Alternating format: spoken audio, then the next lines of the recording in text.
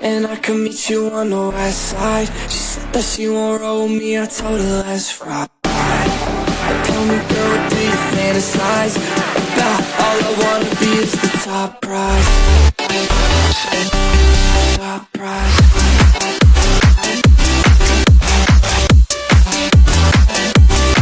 Oh my God. Top prize. Top prize.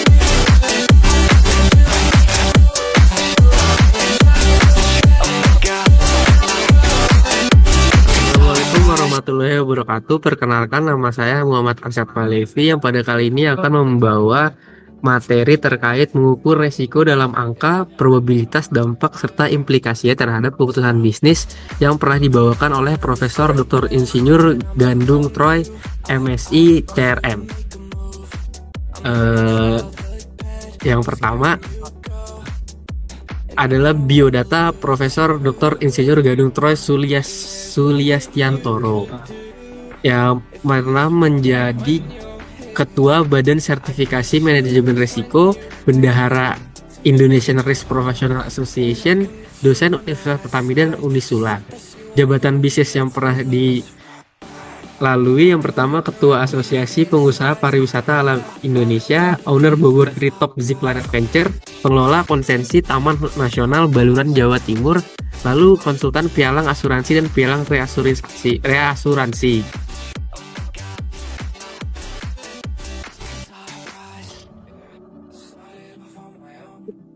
Terdapat filosofi manajemen risiko BUMN. Untuk eksekutif summary-nya, yang pertama risiko perlu diterjemahkan menjadi angka, kombinasi probabilitas dan dampak supaya diskusi manajemen tidak berhenti pada opini atau intuisi. Kerugian bisnis terbagi menjadi expected loss, unexpected loss, dan tail loss. Masing-masing butuh respon berbeda. Cadangan dan efisiensi versus buffer modal, limit versus stress test dan kontingensi. Yang ketiga, BOD berperan menetapkan risk capacity, risk appetite, tolerance limit, dan memastikan implementasi IRM berjalan melalui monitoring KRI serta pelaporan yang akuntabel.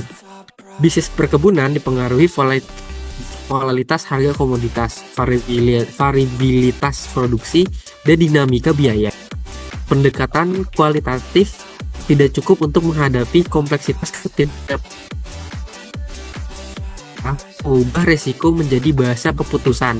Apa dampaknya ke laba, arus kas, layanan, dan reputasi.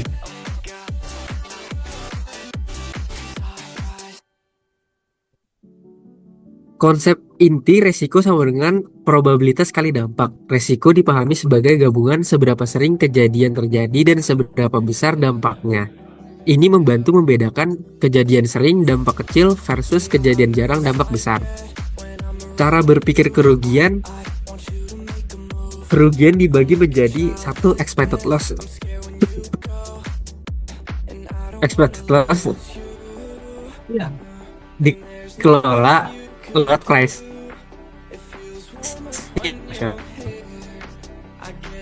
Unexpected loss. Yang ketiga ada tail loss, perlu stress test, contingency plan, asuransi, dan governance krisis. Artinya, tidak semua risiko diselesaikan dengan mitigasi operasional. Ada yang harus diselesaikan dengan kebijakan pendanaan siapa krisis. Lalu ada risk appetite framework yang perlu diputuskan oleh BOD.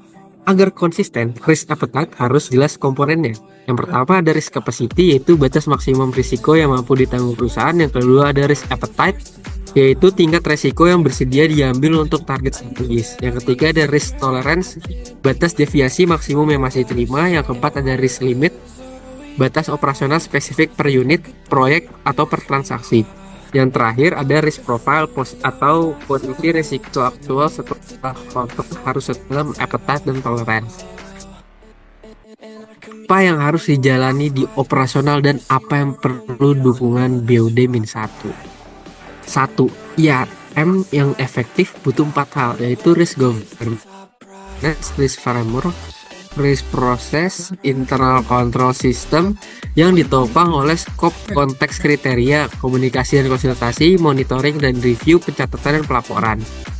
Pengukuran dapat mulai dari yang sederhana, kualitatif, risk register, risk mapping, probability impact tables. Lalu untuk kuantitatif ada sensitivity analysis, dan lain-lain. Lalu untuk lesson learn pada materi kali ini yang pertama ada satu, tanpa angka resiko sulit diprioritaskan. Resiko terukur membuat diskusi lintasi fungsi lebih objektif dan mempercepat keputusan. Yang sering terjadi tapi yang mematikan. Teoris perlu disiapkan dengan stress test, contingency plan, dan proyeksi finansial. Ketiga, risk appetite harus diturunkan sampai level limit operasional, level limit atau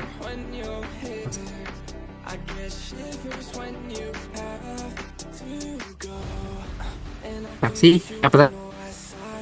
hanya menjadi dokumen ringkasan top risk, tren, dan keputusan yang diperlukan. Berikut pemaparan pada hari ini. Mohon maaf bila ada salah kata. Wassalamualaikum warahmatullahi wabarakatuh. Waalaikumsalam.